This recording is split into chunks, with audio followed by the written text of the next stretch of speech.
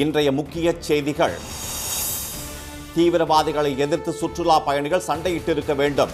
பெண்களுக்கு போர்க்குணம் இல்லை என பாஜக எம்பி சர்ச்சை பேச்சு. வளர்ச்சி குறித்த ஆலோசனை கூட்டம் என்பதால் நிதி ஆயோக் கூட்டத்தில் பங்கேற்பு. எடப்பாடியை போல கட்சியை அடகு வைக்க செல்லவில்லை என ஸ்டாலின் விளக்கம். கோவை, நீலகிரி மாவட்டங்களில் வெளுத்து வாங்கும் கனமழை. நெல்லை, குமரி, தேனியிலும் மழை நீடிக்கும் என வானிலை மையம் எச்சரிக்கை. டெல்லியில் 16 ஆண்டுகளில் இல்லாத அளவு கொட்டி தீர்த்த மழை. வெள்ளக்காடாக மாறிய சாலைகளால் மக்கள் தவிப்பு.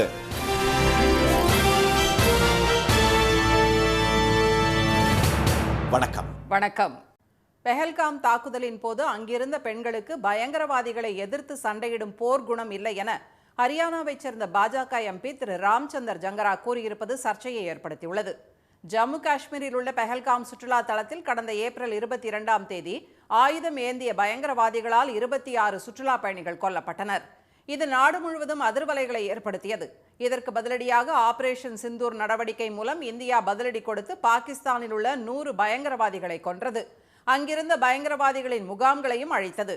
இந்நிலையில் பெஹல்காம் தாக்குதல் குறித்து ஹரியானாவில் நடைபெற்ற நிகழ்ச்சி ஒன்றில் பேசிய மாநிலங்களவை பாஜக உறுப்பினரான திரு ராம்சந்தர் ஜங்கரா, சுற்றுலா பயணிகள் பயங்கரவாதிகளுடன் சண்டையிட்டிருக்க வேண்டும் என்றும், கணவர்களை இழந்த நமது சகோதரிகளுக்கு போரிடும் குணமோ எதிர்த்து போராடும் மன உறுதியோ வீரியமோ இல்லை என்று பேசியுள்ளார். அதனால்தான் அந்த பெண்கள் கூப்பிய கைகளுடன் கெஞ்சியதால் தான் அவர்களது கணவர்கள் தோட்டாக்களுக்கு பலியாகினர் என்றும் அவர் தெரிவித்துள்ளார். சுற்றுலா பயணிகள் அக்னிவீர் பயிற்சியில் ஈடுபட்டிருந்தால் உயிரிழப்புகள் குறைவாக இருந்திருக்கும் என்று திரு ராம்சந்தர் ஜங்கரா கூறியுள்ளார்.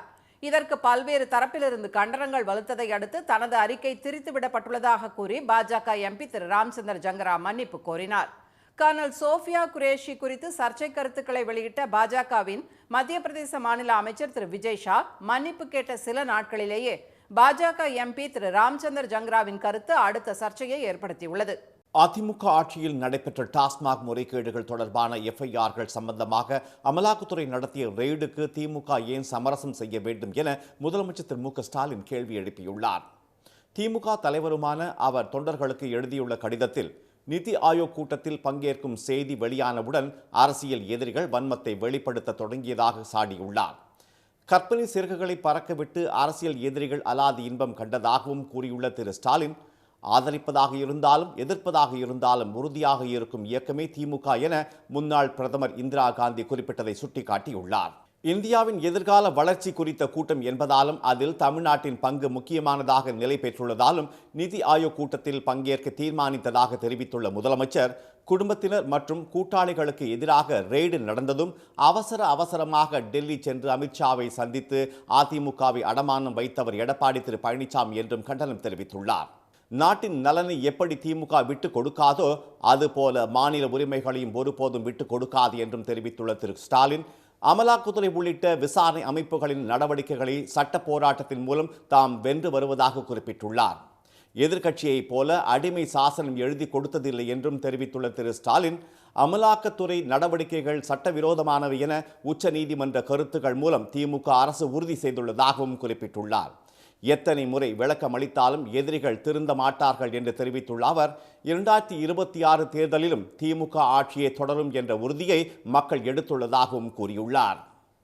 கோவை, நீலகிரி மாவட்டங்களில் பருவமழை வெளுத்து வாங்கும் நிலையில் அந்த மாவட்டங்களுக்கு அதி கனமழைக்கான ரெட் அலர்ட் எச்சரிக்கை விடப்பட்டுள்ளது. தென்மேற்கு பருவமழை இந்த ஆண்டு முன்கூட்டியே நேற்று தொடங்கிய நிலையில் அரபிக்கடலில் உருவான காற்றழுத்த தாழ்வு மண்டலம் மகாராஷ்டிராவின் ரத்னகிரி அருகே கரையை கடந்து அம்மாநில நிலப்பரப்பில் மையம் கொண்டுள்ளது. மேலும் வடமேற்கு வங்கக்கடலில் புதிய காற்றழுத்த தாழ்வு பகுதி நாளை மறுநாள் உருவாகக்கூடும் என சென்னை வானிலை மையம் தெரிவித்துள்ளது. சிவப்பு எச்சரிக்கை விடப்பட்டுள்ள நீலகிரி மாவட்டத்தில் கனமழை தொடர்வதால் சுற்றுலா தலங்கள் மூடப்பட்டு உதகையில் படகு சவாரி ரத்து செய்யப்பட்டுள்ளது. அம்மாவட்டத்தில் பயிரிடப்பட்டிருந்த மலை காய்கறி செடிகள் அனைத்தும் தண்ணீரில் மூழ்கின. கூடலூர் அருகே வனப்பகுதியில் தடையை மீறி ஆற்றை கடக்க முயன்ற சுற்றுலா பயணிகள் 3 பேர் காருடன் அடித்துச் செல்லப்பட்டனர். நீரோட்டத்தின் வேகத்தில் பாறைகளுக்கிடையே சிக்கிய அவர்களை தீயணைப்புத் துறையினர் மீட்டனர்.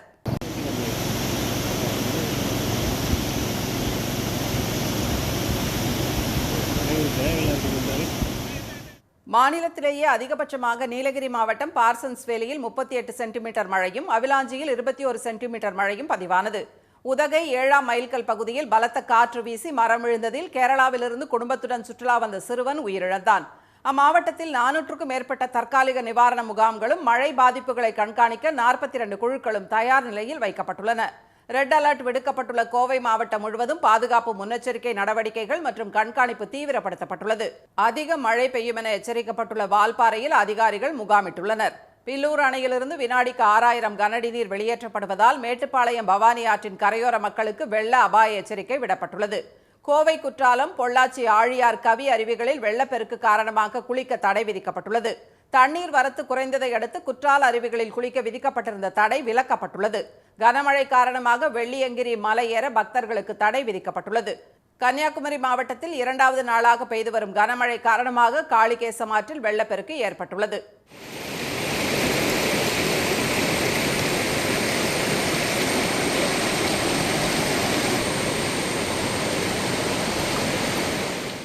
இதனிடையே நீலகிரி, கோவை மாவட்டங்களில் இன்றும் நாளையும் அதிகனமழையும், நெல்லை, தென்காசி, குமரி, தேனியில் மிக கனமழையும், திருப்பூர், திண்டுக்கல்லில் கனமழையும் பெய்ய வாய்ப்புள்ளதாக சென்னை வானிலை மையம் தெரிவித்துள்ளது.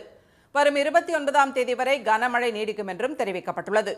டெல்லியில் விடிய விடிய பலத்த காற்றுடன் கொட்டி தீர்த்த கனமழையால் விமான சேவை மற்றும் மக்களின் இயல்பு வாழ்க்கை பாதிக்கப்பட்டது.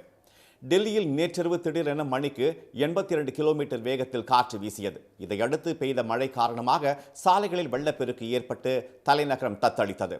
கடந்த 2008ஆம் ஆண்டு மே மாதத்தில் 14.5 சென்டிமீட்டர் மழை பதிவானதே அதிகபட்சமாக இருந்த நிலையில் நேற்று ஒரே நாளில் மட்டும் டெல்லியில் 18.6 சென்டிமீட்டர் மழை பொழிந்துள்ளது. வானிலையில் ஏற்பட்ட இந்த திடீர் மாற்றத்தால் மோதிபாக், மின்டோ சாலை, டெல்லி கண்டோன்மெண்ட் மற்றும் தீன் தயாள் உபாத்யாய் மார்க் உள்ளிட்ட நகரின் முக்கிய பகுதிகளில் வெள்ளக்காடாகின. சுப்ரதோ பார்க், தௌலா குலான் உள்ளிட்ட இடங்களில் சாலையில் தேங்கிய மழை நீரில் வாகன ஓட்டிகள் அவதிக்குள்ளாகினர்.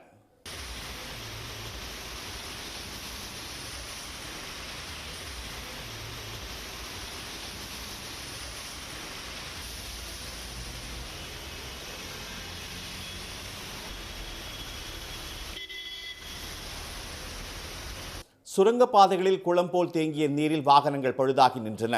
இன்று காலையிலும் இடியுடன் பெய்த மழை காரணமாக ஆங்காங்கே மரக்கிளைகள், மின்கம்பங்கள் மீது விழுந்து மின்தடை ஏற்பட்டது. விமான சேவைகளும் பாதிக்கப்பட்டு விமானங்களின் வருகையும் புறப்பாடும் தாமதமாகின. இதனிடையே இமாச்சல பிரதேச மாநிலம் சிம்லாவில் மேக வெடிப்பு காரணமாக கனமழை கொட்டியதில் ராம்பூர் பகுதியில் சாலையோரம் நிறுத்தி வைத்திருந்த கார்கள் வெள்ளத்தில் அடித்துச் செல்லப்பட்டன.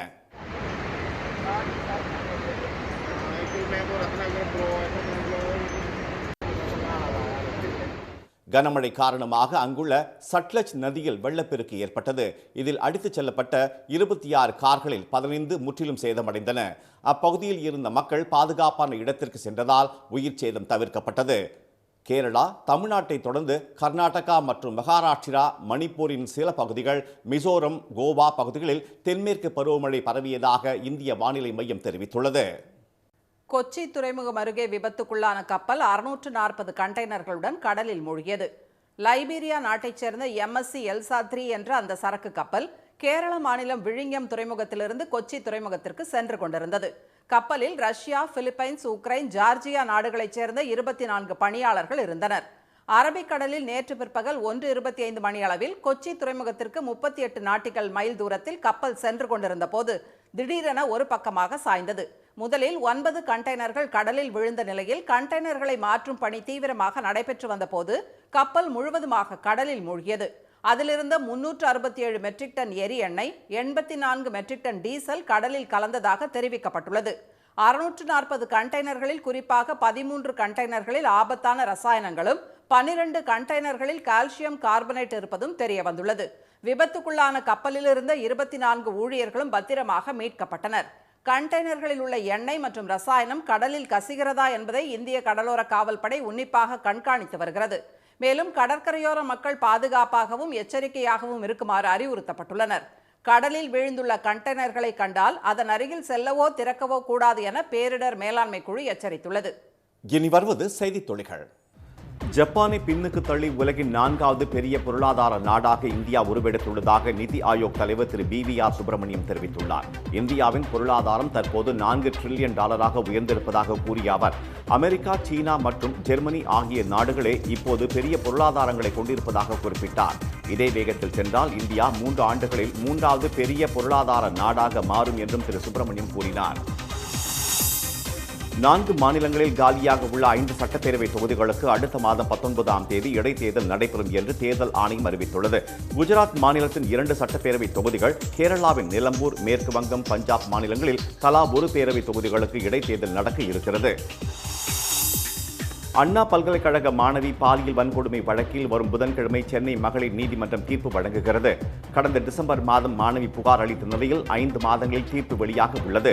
கைது செய்யப்பட்ட ஞானசேகரன் மீது பிப்ரவரி மாதம் குற்றப்பத்திரிகை தாக்கல் செய்யப்பட்டது குறிப்பிடத்தக்கது.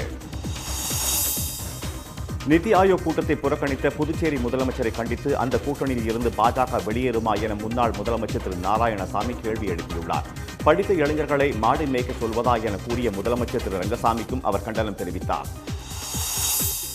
பொறியியல், கலை அறிவியல் படிப்புகளுக்கு மாணவர்கள் போட்டி போட்டு விண்ணப்பித்து வருகின்றனர்.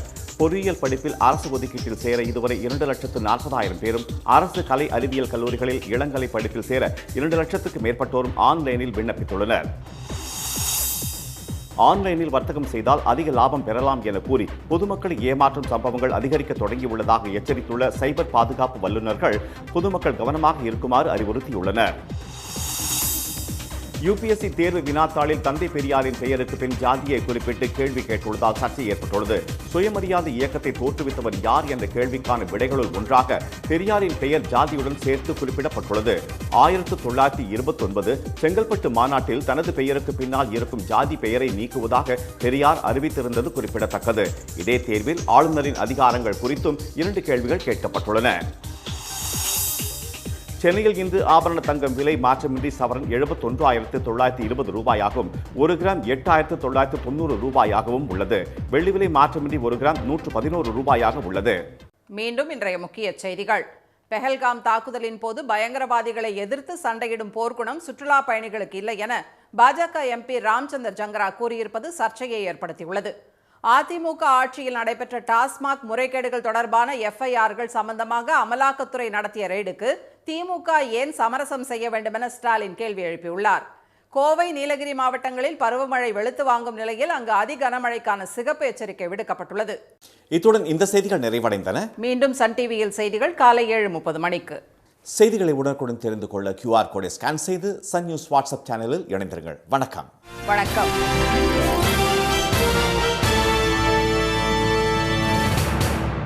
உடனுக்குடன் செய்திகளை தெரிந்து கொள்ள சன் நியூஸ் பெல் ஐகானை கிளிக் பண்ணுங்க.